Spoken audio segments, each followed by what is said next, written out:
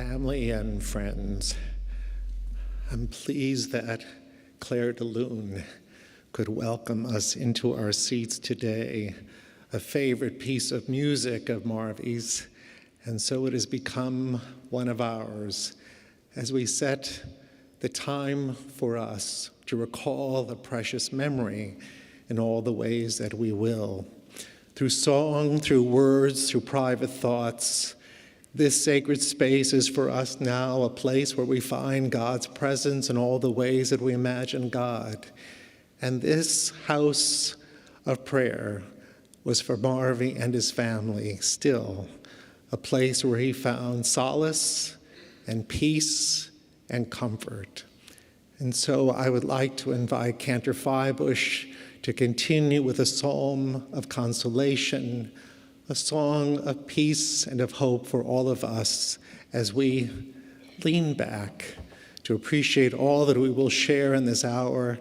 And as he comes forward, please silence your cell phones so that there is no disturbance from them. Thank you.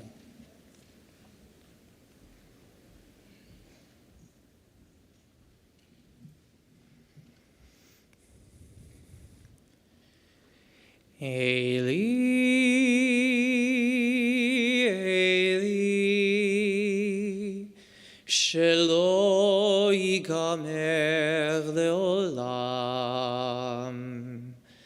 החול והים, רשרו של המים,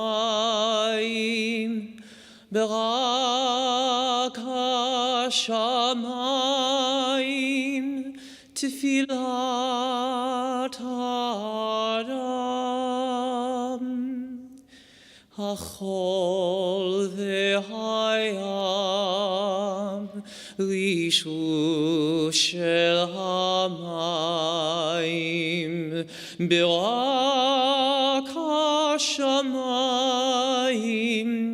תפילת האדם. O God, my God, I pray that these things never end.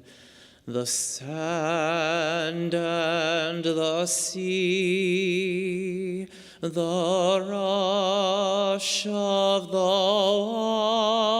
waters, the crash of the heavens, the prayer of the heart, the sand and the sea, the rush of the waters, the crash of the heavens, the prayer of the heart.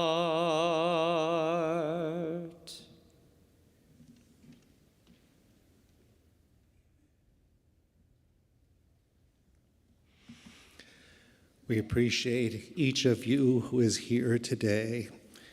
And as we prepare to recall Marvy, we take note of family members, those who predeceased him, his brother Jerry, his brother Ronnie, his sister-in-law Nanette, and all those who survive him, his loving wife Elaine, daughter Jill, husband Dunham, his son Edward, his stepson Greg, his wife Sally, their children Reese and Blake. He's also survived by his grandchildren Ryan Dunham Jewett and wife Brittany Hastings Jewett, Sarah Allison Jewett and fiance Timothy Sherman Burke, William Crafton Jewett, and his great-grandson Carrie William Jewett. In addition, he's also survived by his nephews Richard, Walter, Jonathan, and Scott Finger, and his niece Jan. We're comforted by the words of Psalms. O God, what are we that you have regard for us? What are we that you are mindful of us? We are like a breath. Our days are like a passing shadow. We come and go like grass which in the morning shoots up renewed, and in the evening fades and withers. We cause us to turn to dust, saying, "Return, O mortal creatures. Would that we were wise, that we understood where we are going. For when we die, we carry nothing away. Our glory does not accompany us. Mark the wholehearted and behold the upright. They shall have peace." Death has taken our dear Marvy finger, and we grieve in a world that has been darkened around us. In our silence, there is sadness. And when we tear up, we feel alone. Lost in our sorrow, may we find the presence of loving friends and dearest family. God be with us this day. Hear us. For Marvy's love that united us in life, and which death cannot sever, for his companionship that we shared along life's path, and which continues through the tenderness of memory, for the gifts of his heart and mind that brought us joy and happiness and is now a precious remembrance. For all these and more, we give our thanks to God. Let's join in reciting the words of the 23rd Psalm. The Lord is my shepherd, I shall not want. He maketh me to lie down in green pastures. He leadeth me beside the still waters. He restoreth my soul. He guideth me in straight paths for his name's sake. Yea, though I walk through the valley of the shadow of death, I will fear no evil, for thou art with me. Thy rod and thy staff, they comfort me. Thou preparest a table before me in the presence of mine enemies. Thou hast anointed my head with oil. My cup runneth over. Surely goodness and mercy shall follow me all the days of my life, and I shall dwell in the house of the Lord forever. It wasn't so long ago that we in the Jewish community gathered in this room and recited a poem that reflected on the journey of life that all of us must take. And even as Marvy lived his life, he did appreciate the long journey that he took with its high places and rough spots along the way. And so it feels so fitting today to hear these words echo again. Birth is a beginning and death a destination, but life is a journey, a going, a growing from stage to stage, from childhood to maturity and youth to age, from innocence to awareness and ignorance to knowing, from foolishness to discretion, and then perhaps to wisdom, from weakness to strength or strength to weakness, and often back again. From health to sickness and back we pray to health again. From offense to forgiveness, from loneliness to love, from joy to gratitude, from pain to compassion, and grief to understanding, from fear to faith, from defeat to defeat to defeat, until looking backward or ahead, we see that victory lies not at some high place along the way, but in having made the journey, stage by stage, a sacred pilgrimage. Birth is a beginning and death a destination, but life is a journey, a sacred pilgrimage made stage by stage, from birth to death to life everlasting. As the seasons change around us, we will always have reason to remember Marvy. Before we came to the synagogue this morning, the family gathered at the cemetery with me. What a beautiful day outside in Houston today. The sun is shining. It helps us to remember the days that Marvy loved the most, in the air, on the water, in all the places that he went. He would have loved it. In the rising of the sun and in its going down, we'll remember him. In the blowing of the wind and in the chill of winter, we'll remember him. In the opening of buds and in the rebirth of spring, we'll remember him. In the rustling of leaves and in the beauty of autumn, we'll remember him. In the beginning of the year and when it ends, we'll remember him. When we are weary and in need of strength, we'll remember him. When we are lost and sick at heart, we'll remember him. When we have joys we yearn to share, we'll remember him. So long as we live, he too shall live, for he is now a part of us as we remember him. We continue with words of memory. First, a poem read by Ryan and William Jewett. Please come forward.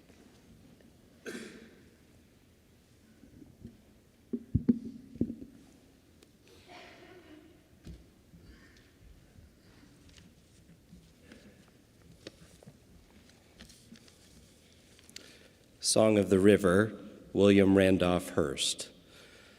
The snow melts on the mountain, and the water runs down to the spring, and the spring in a turbulent fountain with a song of youth to sing, runs down to the riotous river, and the river flows to the sea, and the water again goes back in rain to the hills where it used to be. And I wonder if life's deep mystery isn't much like the rain and the snow, running through all eternity to the places it used to know. For life was born on the lofty heights and flows in a laughing stream to the river below, whose onward flow ends in a peaceful dream. And so at last, when our life has passed and the river has run its course, it again goes back o'er the selfsame track to the mountain which was its source. So why prize life, or why fear death, or dread what is to be? The river ran its allotted span till it reached the silent sea. Then the water harked back to the mountain top to begin its course once more. So we shall run the course begun till we reach the silent shore. Then revisit earth in a pure rebirth from the heart of the virgin snow. So don't ask why we live or die, or whither or when we go, or wonder about the mysteries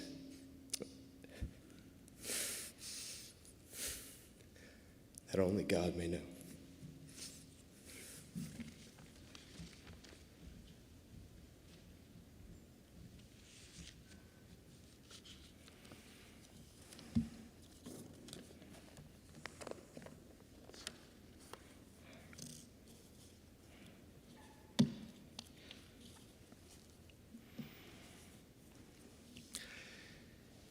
In Judaism, the Talmud teaches us that everyone has three names.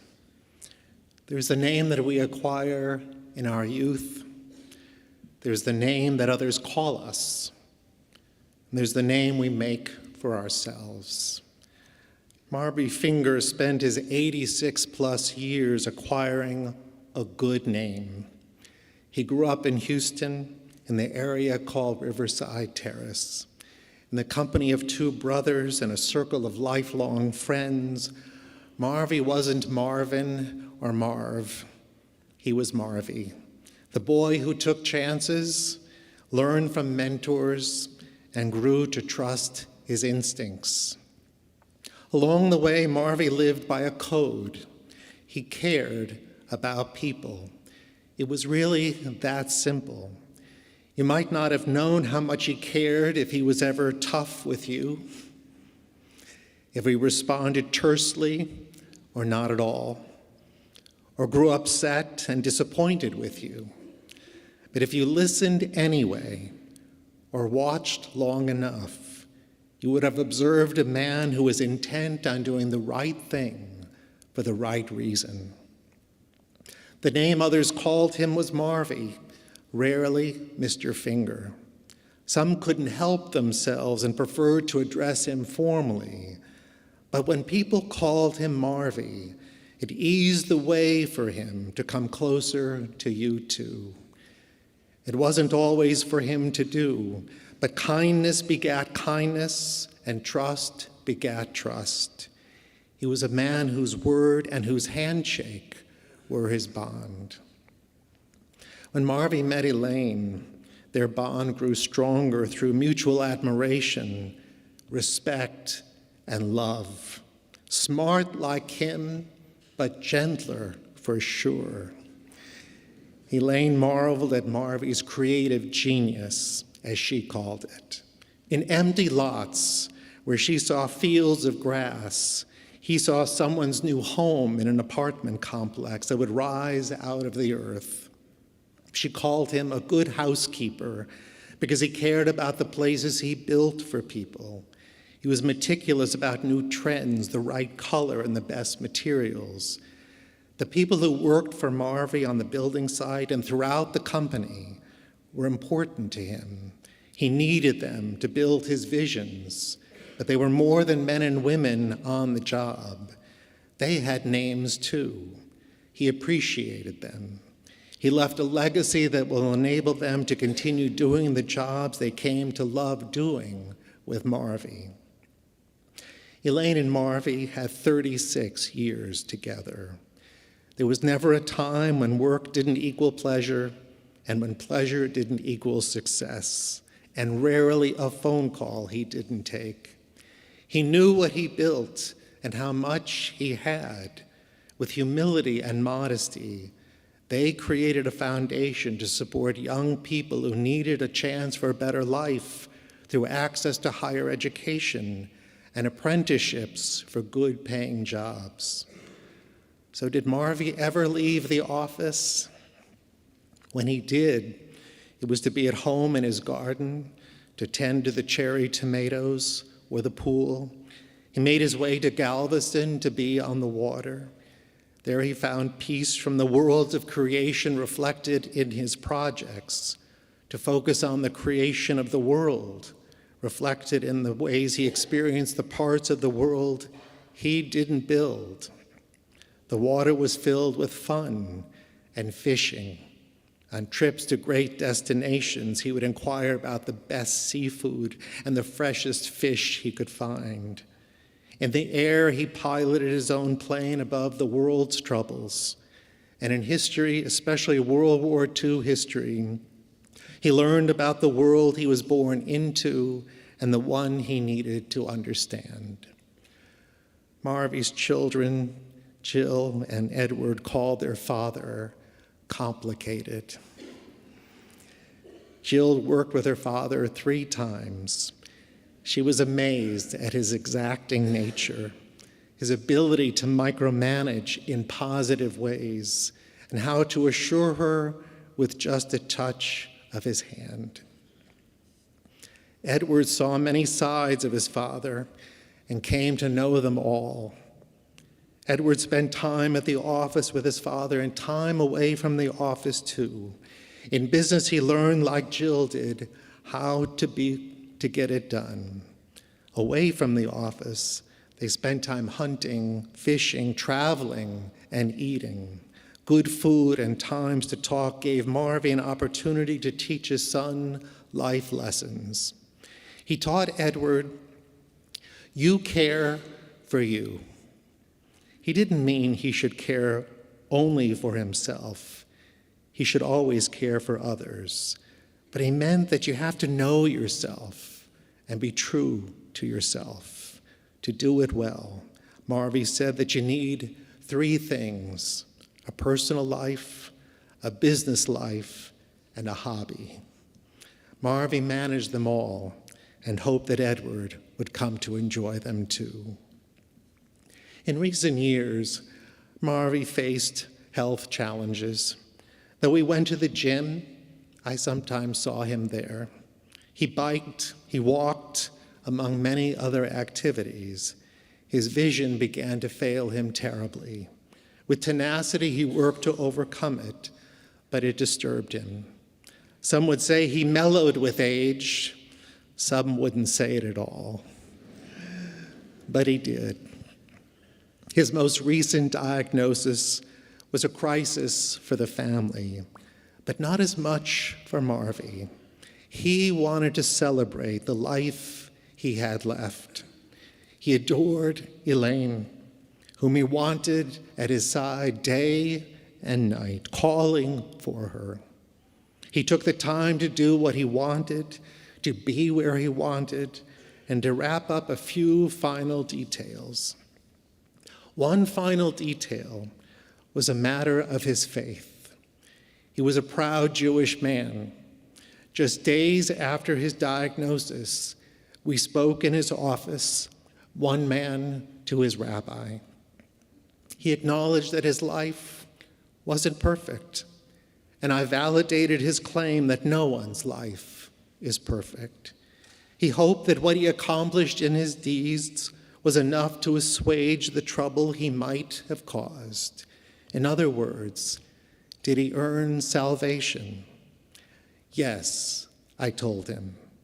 In Judaism, salvation is achieved in one's lifetime through deeds performed in covenant with God and Torah. Marvy, I said, your contrition and good deeds should give you peace in your heart and in your soul. On the high holy days, which we just concluded a few weeks ago, I looked from the high point on the bema where I stood and saw Marvy sitting in his seat. And at the end of the service, I turned around and saw that he made his way all the way up these stairs to see me. With Elaine and Edward at his side, he embraced me. He had never done that before. And I embraced him. God bless you, I said, with courage and hope. On Saturday, the Sabbath, Jill recited for Marvy the words of the Shema, the central Jewish prayer that calls God one. And a moment later, Marvy died, surrounded by his family. He was at peace. Marvy Finger, a complicated man to some, saw his life more simply. At his core, he cared about the difference he made in people's lives. In the end, he built not a monument to his success, but rather a legacy to the good he did do and left for others to enjoy. Now let us build a bridge of kindly remembrance for a man whose name will always be synonymous with integrity, honesty, and goodness. Zichrono livracha. May the memory of Marvy Finger be a blessing now and always. Amen. I am very pleased to invite Marvy's lifelong friend, a financial advisor, and guide for many years, Barry Margolis, to share his words.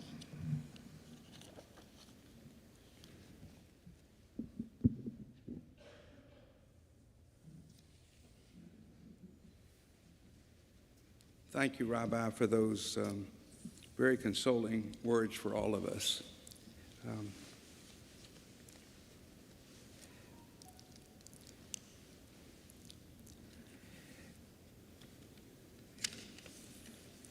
As so many of you know, this is a day that our friend Marvy Finger insisted would never arrive.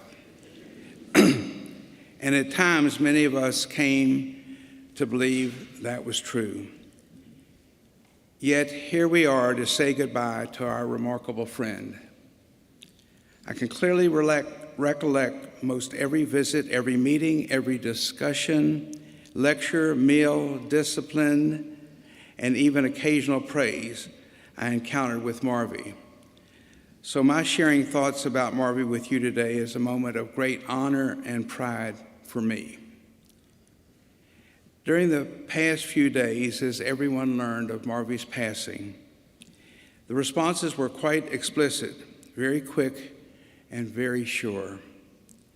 But most telling has been how varied the responses were. Here are but a few.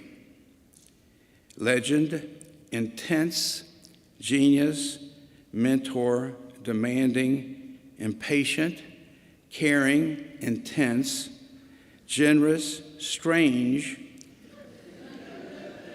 visionary, charitable, intense, And what a major loss for our city. Each of us here might say, well, Marvy lived life his way. But what is unique is that each of us probably have a different perspective on just what that way was. We can agree that Marvy was a very complex person, a very serious person, and a very dedicated person. It was the Marvy triple play: real estate, charity, and family. First, real estate. Marvy was so proud of what he accomplished. He was proud of the accolades and awards that he and the finger companies achieved. He was extremely grateful for all the wonderful associates at the finger companies who have shared and stood by him and shared in his pride for so many years. Never was the company a means to an end. This past year, Marvy finally agreed to sell one half of his lifelong work in a financially lucrative transaction. Excuse me. Yet, during the final weeks to closing, he consistently bemoaned the sale. I went with Marvy to see several of the projects where he emotionally explained that these beautiful apartment homes on these perfect locations can never be recreated. He asked several of us directly, "How can you get me out of this deal, please?" Wow, that was integrity. He insisted on retaining nearly half of his projects so the finger companies and its people would continue. He very much wanted to ensure that his children, Jill and Edward, would guide the company for years to come. And as we know, Marvy did not often express his appreciation and concern for those around him, but for sure they knew it. Now, charity. Marvy was way more charitable than many knew. He was committed to scholarship opportunities for those with roadblocks to success. Marvy and Elaine guided the Finger Family Foundation Scholarship Program with enormous resources and time and effort. And Marvy, Elaine, Jill, and Edward together participated in the major funding to so many causes. Also, the somewhat unknown side of Marvy, he quietly provided special support and or assistance in times of need to many, not only finger companies, families, but many others who came into his life. Allow me to read just one email, and there were many, from one of the finger company's longtime associates, which she sent to Marvy just a week ago. Allow me to read it. "Marvy, I hope you know all the lives you have changed over the years. One employee is building his dream home in Mexico. Another started his own construction company. Several have purchased their first homes. Others now have started college funds for their kids. One employee took their first vacation ever. You made so many dreams come true. You will live on in memory and in legacy. You will always be the most inspiring leader for all of us who have had the honor of learning from you. Thank you. We all love you dearly." Pretty moving. And now finally, family. Many of us may not have witnessed Marvy's personality, an emotional or outburst display or proclamation from him of his love, deep feelings, and constant concern for his family's well-being. Nonetheless, Marvy, like so many of us, understood what Elaine meant to him in conversations during the past year. Marvy made it clear to me that Elaine has made it possible for him to continue his beloved lifelong work and his daily life. All of us who love Marvy are exceedingly grateful to Elaine. In many meetings, when we were discussing planning for the future. Marvy seemed very distressed whether his children, Edward, Jill, and the grandchildren, would be okay and would be protected. But later it became clear he was very proud and comforted by what they themselves had accomplished and stood for, especially as they became so knowledgeable of the business over the past many years. It is so gratifying and heartwarming to know that Elaine, Jill, and Edward together share respect and honor for their Marvy. Marvy, we will think of you, thank you, and cherish your memory for many, many years to come. Go in peace, our dear friend.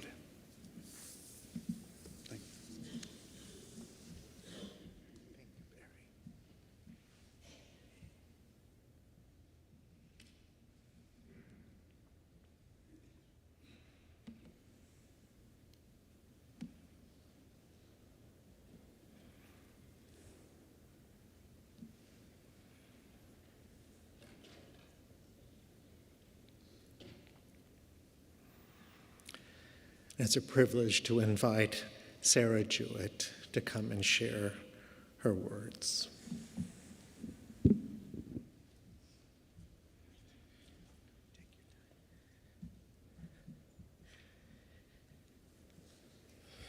This is easy. Here we are on a day that we knew would come. But many of us could never imagine.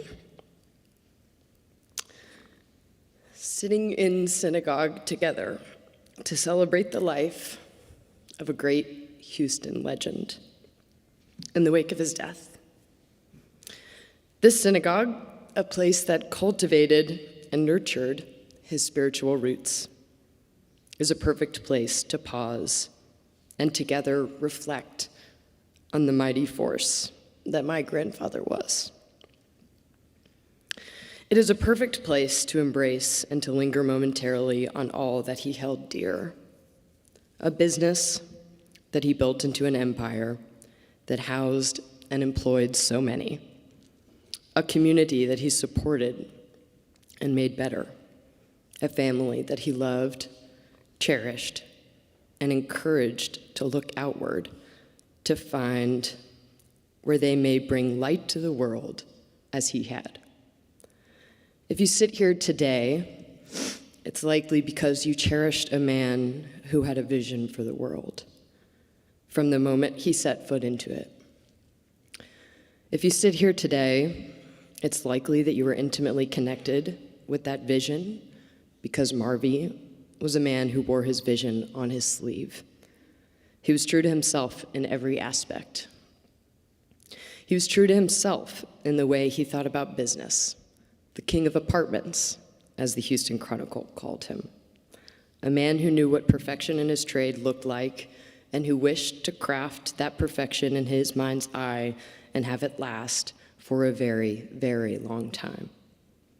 The corner of Main and Main, he called what he sought. And it was no coincidence that he found himself well situated at the cornerstone of Houston, Los Angeles, Chicago, Atlanta, and Dallas, near as he could be to both purchasing a loaf of bread and reveling in the development of some of America's greatest cities around his constructions. Perfection, the standard he held himself and others to, sometimes to a fault.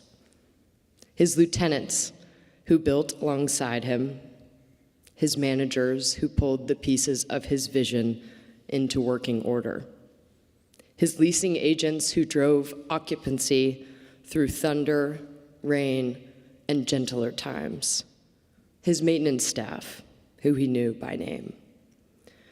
To this day, you can move from property to property and recognize a subtly outstanding quality that is maintained by the pride of those who have worked for Marvy, many of whom sit in this room.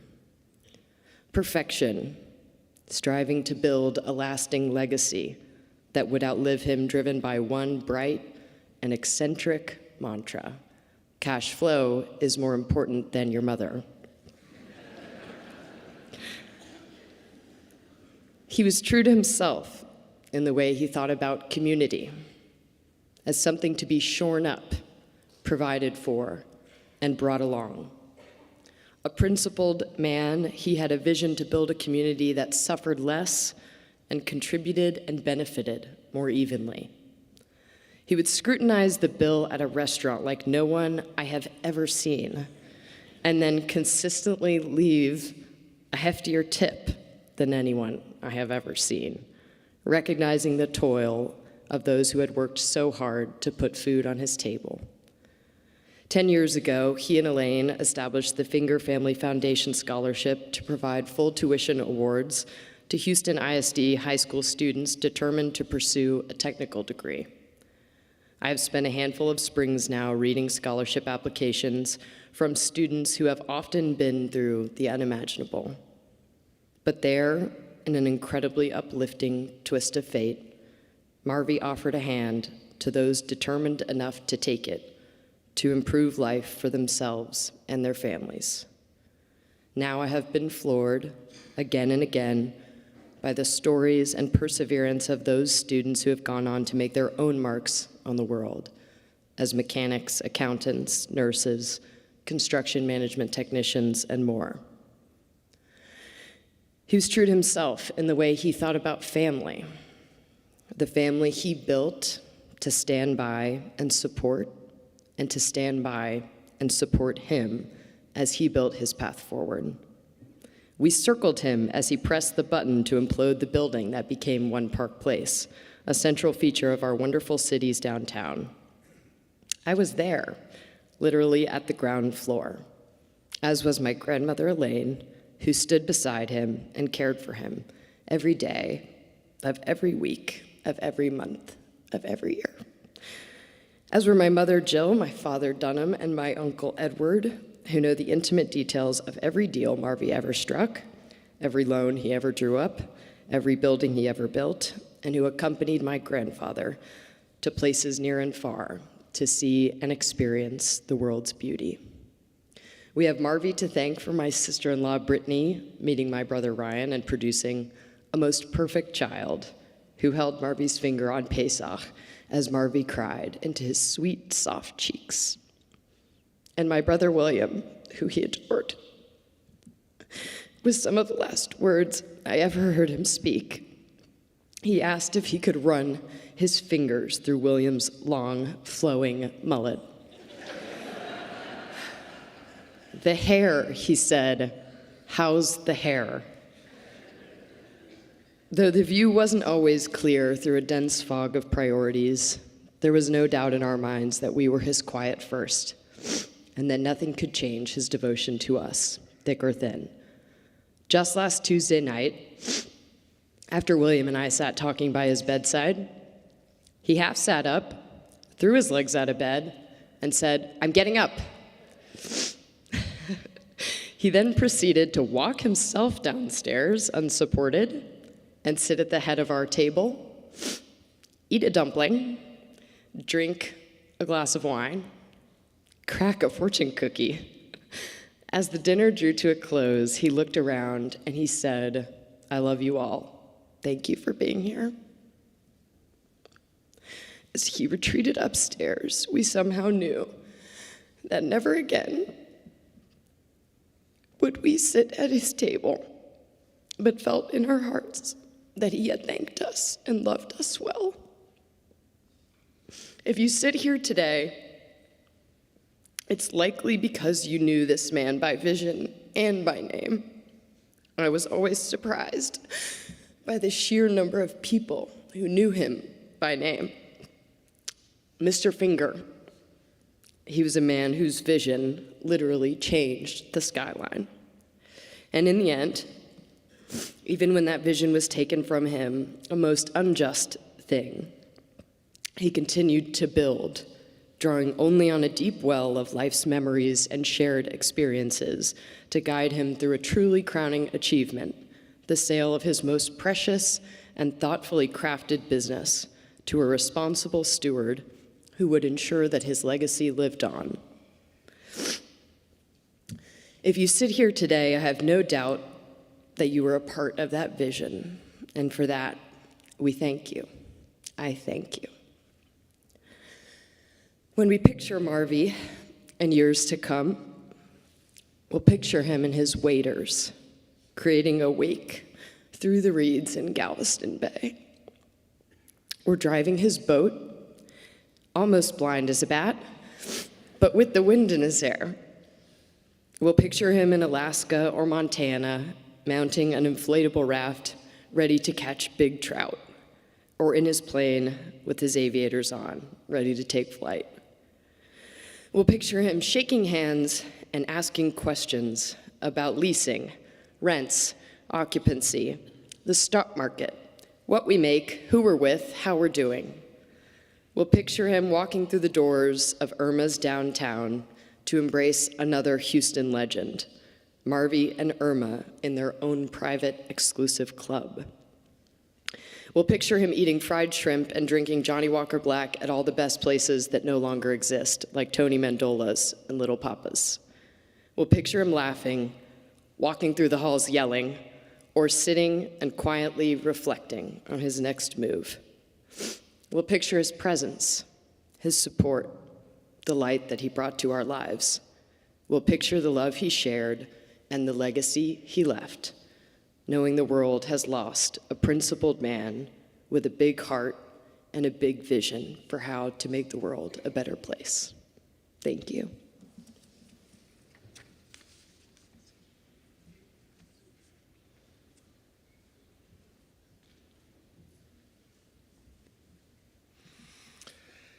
And I'd like to invite Edward to share his words.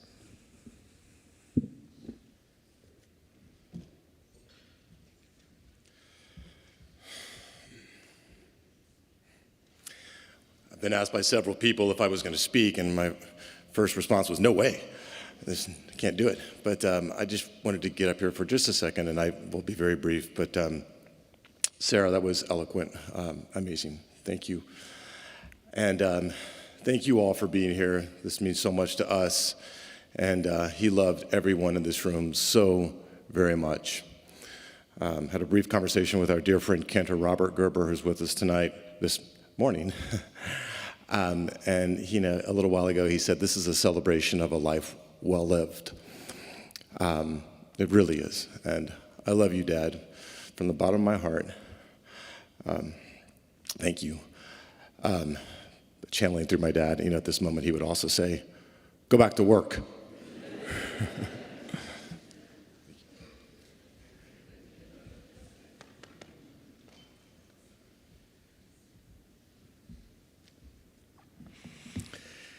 Let's take a moment that each of us needs to quietly, reflectively think about the memories that we have of Marvy, and we'll continue with Shalom Rav, a song of peace and wholeness.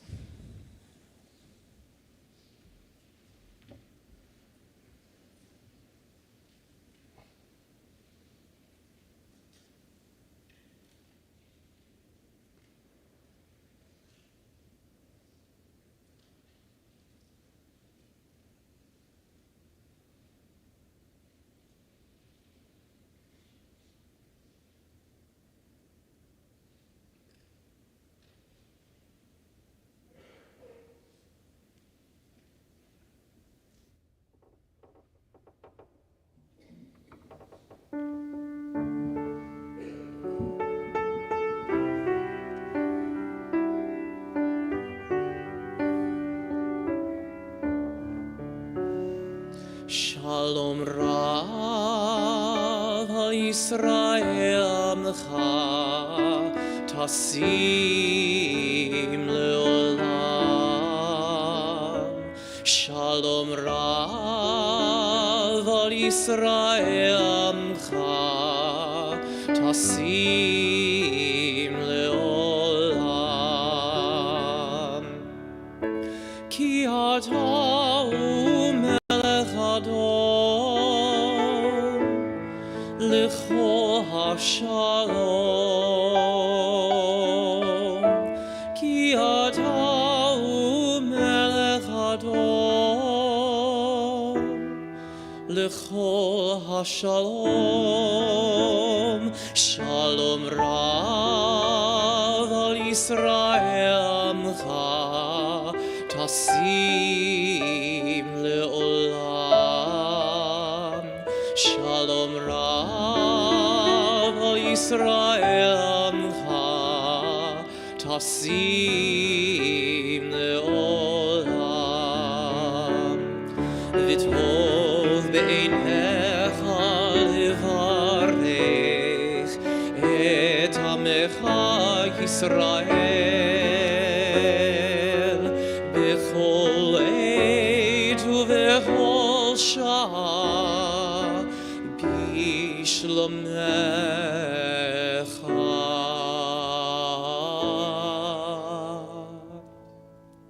Shalom rav al Yisrael amcha, tasim le'olam. Shalom rav al Yisrael amcha, tasim le'olam. Tasim le'olam. Tasim le'olam.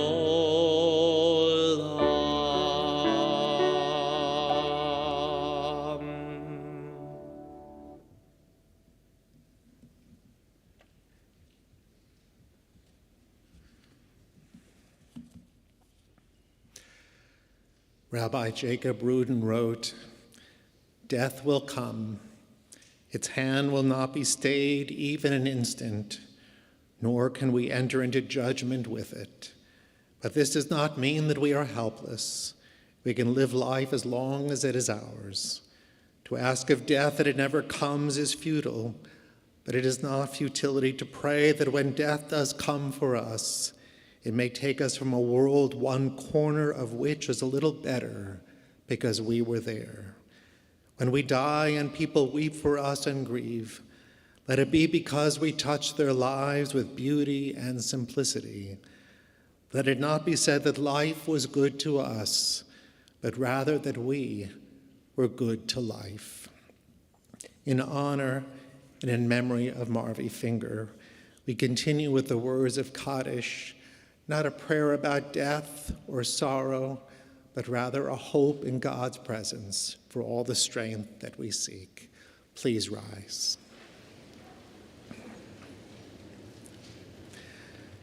Yitgadal v'yitgadash shemei Rabbah, b'alma divrach hirutei v'amlich malchutei, v'chayechon uv'yomechon v'chayei d'chol beit Yisrael, b'galav v'zman kariv imru amen. Yehei shmei Rabbah mevorach le'olam v'lo me'amaya. Yitbarach v'yishtabach v'yitba'ar v'yitramam v'yitnaseh. V'yitadar v'yitale v'yitalal shmei d'gudisha brichu. Le'olam min kol birchata v'shirata. Tushbachata v'nechamata. Damiram b'alma v'imru amen. Yehei shlama Rabbah min shemaya. V'chaim aleinu v'al kol Yisrael v'imru amen. Oseh shalom b'mromav, hu yaseh shalom. Aleinu v'al kol Yisrael v'imru amen. May the one who causes peace to reign in the high heavens cause peace to reign upon us, this family, this congregation, this community, and all who were touched by Marvy's life. Amen. Please remain in your places for just a moment. Cantor Bush and I will escort the family to Wolftumum Hall behind the sanctuary. Everyone is welcome to enjoy, through memories and stories of Marvy, a meal of condolence. And we will memorialize the name of Marvy at our Sabbath service on Friday evening at 6:30 p.m. in the congregation. I know well that the Astros are playing Friday night. But in all the ways that we will remember him, we can root for the team, and even if you're at Minute Maid Park, I know that you're praying. So we will remember Marvy as our world continues and all our joy continues to unfold. Thank you.